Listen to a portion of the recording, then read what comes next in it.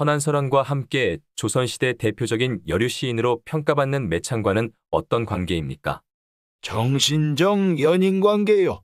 32살에 부안에 출장을 갔는데 그때 수청을 드는 기생이 매창이었어. 1610년 매창이 죽을 때까지 10년을 사귀었는데 난 그녀의 시를 무척이나 좋아했다오. 조선 전체가 선생님을 기피했다고 해도 과언이 아닌데 이렇게까지 된 데는 다른 이유도 있지 않을까요? 유교가 아닌 전한불교와 천주교를 신봉하는 이단자로 찍힌 것도 한몫했을 것이요. 과거나 현재나 사상적 자유를 누리는 지식인은 정말 드물다고. 여기에 문제의 심각성이 있어. 한나라당을 맹종하는 광주 사람이나 김대중을 연호하는 대구 사람이 없다는 사실을 당신은 어떻게 생각하시오? 예, 무슨 뜻인지 알겠습니다. 그래도 관아의 불상을 모시고 불경을 외고 제를 올리는 등 승려와 다름없는 행동을 한 것은 좀 심하다고 생각하지 않으십니까? 나는 원래 벼슬을 마치면 입산할 생각을 가지고 있었소. 사명대사와 사명당과는 막역한 사이였지.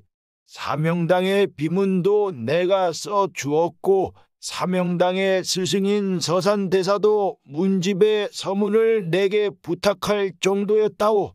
본래 나는 세상과 잘 화합하지 못하는 성격을 가지고 있어. 한마디로 불효세합이지. 유교를 숭배하는 왕실 내에서 승려와 다름없는 행동을 한 것은 그런 성격에서 나온 행동이라 보면 돼요. 1614년 당시 실록에 의하면 명나라에서 수천 권의 책을 사왔다고 하는데 대부분이 천주교 서적을 비롯한 이단 서적이라지요. 이에 대해 비난 일색인데 진실은 무엇입니까? 세 번째 명나라 사신으로 중국에 갈 때 15,000냥의 은을 가지고 가서 4천여 권의 책을 사왔다오. 그때 1년간 명나라에 머물면서 도교에 대한 공부도 했었고 천주교를 접하게 되어 성당에도 가봤고 다양한 책들과 함께 찬송가도 드려왔어. 물론 문제가 될 줄은 알았지. 허나 그렇다고 해서 유교 일색의 염증을 느끼던 내가 새로운 책들을 향한 엄청난 호기심을 포기할 수 있었겠소? 유교 사회에서 이단으로 금지하는 것에 그렇게 천착하는 것은 위험하지 않습니까? 유교의 가르침이 어찌 자유를 얽매리요 뜨고 가라앉는 것을 다만 천성에 맡기노라. 그대들은 그대들의 법을 쓰게 나는 나름대로 내 삶을 이루겠노라. 알겠습니다. 다른 화제로 넘어가죠. 우리 시대에는 허균하면 가장 먼저 떠오르는 것이 홍길동전입니다. 아버지를 아버지라 부르지 못하고 형을 형이라 부르지 못한다는 대목은 초등학생도 외울 정도입니다. 셰익스피어의 작품에 비견될 수 있는 우리나라 최초의 한글 소설인데 왜 하필 서자 차별 문제를 소재로 쓰셨습니까? 홍길동이 도적대를 이끌고 무력으로 율도국의 왕위에 오른다는 내용도 의미심장합니다. 내가 가장 아꼈던 친구들 중에는 서자들이 많았다오. 이재영과 심우영은 물론 7명의 서자들이 거사를 도모한 질서사건의 두목인 서양각과도 가까운 사이였어. 이들은 광해군에게 서울 차별을 없애달라고 호소했으나 뜻이 이루어지지 않자 전국을 떠돌아다니며 도적질을 했다오. 그러다 1613년 문경세제에서 상인을 죽이고 수백량을 약탈한 강도 사건이 발각되는 바람에 모두가 참수형을 당했지. 이것을 보고 영감을 받아 쓴 것이 바로 홍길동전이요. 칠서 사건이 있은 지 5년 후 허균 선생님도 영모제로 능지처참되셨지요. 실제 왕이 될 생각을 하셨습니까? 영모라면 상당히 무모했다고도 생각이 드는데요. 물론 허균 선생님을 따르는 추종자들이 상당히 있었다는 점은 저도 잘 알고 있습니다. 그것이 조금 애매하오. 영모할 의사가 전혀 없었다고는 말할 수 없어. 무슨 뜻이지요?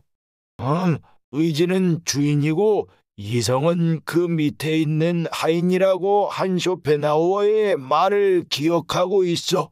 인간이 무슨 일을 해야 하는지 말해주는 것이 이성이라고 말하는 칸트와 헤겔 부류의 철학자들의 생각이 틀렸다는 말이요. 아, 그 말씀은 역사학자들에게 의미심장한 문제 제기가 될 것 같습니다. 영모에 대한 얘기를 좀 마무리 짓겠습니다. 허균 선생님이 영모를 꾸몄다는 아랫사람의 자백이 있은 후 3일 만에 서둘러 처형되셨습니다. 당시 조정에서 신문도 거의 하지 않고 바로 처형한 것은 상당히 이례적인 사건입니다. 게다가 판결문도 없고요. 그렇게 선생님이 두려운 존재였나요? 이유는 많았지. 영모 혐의 외에도 기생과 노란한다든가 불교와 천주교를 신봉한다든가 하는 문제, 그리고 서자들의 후견인이라는 등 많은 말이 있었소. 하지만 결정적인 이유는 아마도 정면으로 유일신 유교에 맞섰다는 것이 아닐까 싶소. 조선 왕조가 끝날 때까지 남한은 복권시키지 않은 것도 그 때문이 아니겠소? 역사를 보면 조선 사회의 문제점을 들추고 대안을 제시한 사람은 많았지만 허균 선생님처럼 서울 중인들과 함께 호흡까지 하면서 실제로 행동까지 한 사람은 거의 없었습니다.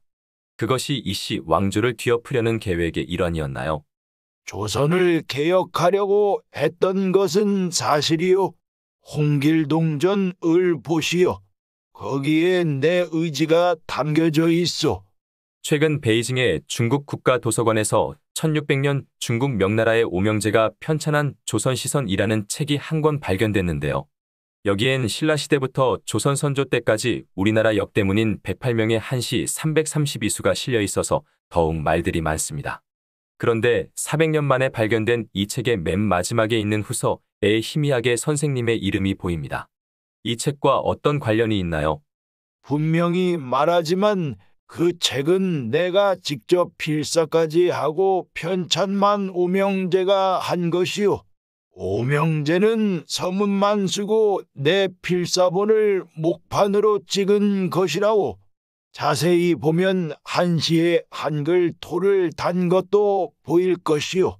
난 우리나라의 시를 명나라에 알려서 조선의 문화가 중국과 동등한 위치에 있음을 강조하려고 최선을 다했어.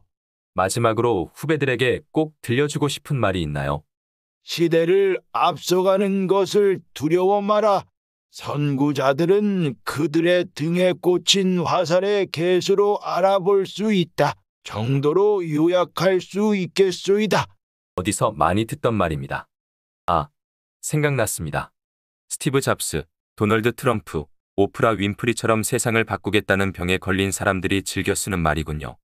제 말을 오해하시는군요. 내가 처형될 당시 영의정, 좌의정, 우의정, 좌찬성, 우찬성, 판서, 좌참찬, 우참찬, 참판, 관찰사, 참회, 목사, 도호, 부사 등 정삼품당상관 이상 높은 자리에 있었던 인물 중 단 한 명이라도 알고 있어. 갑자기 물으시니 역사를 조금 안다는 제 입장에서도 기억나는 사람이 없네요. 보시오. 남이 주는 사료나 받아먹으며 비겁하게 살아남아서 당대에 호위호식했던 인물은 온데간데 없고 오직 남한 역사에 홀로 우뚝 서 있지 않소이까. 아마 앞으로도 나는 영원히 살아있을 것이오. 쓰레기 같은 인생은 빨리 끝내는 게 좋다고. 그러면 인류라는 종의 우생학적 발전에 기여했다는 평이라도 들을 수 있겠지. 오래 산다고 좋은 것은 아니요. 오래 살아서 무엇을 하려고 하오? 위대한 작품을 완성하려고, 못다한 업적을 완수하려고,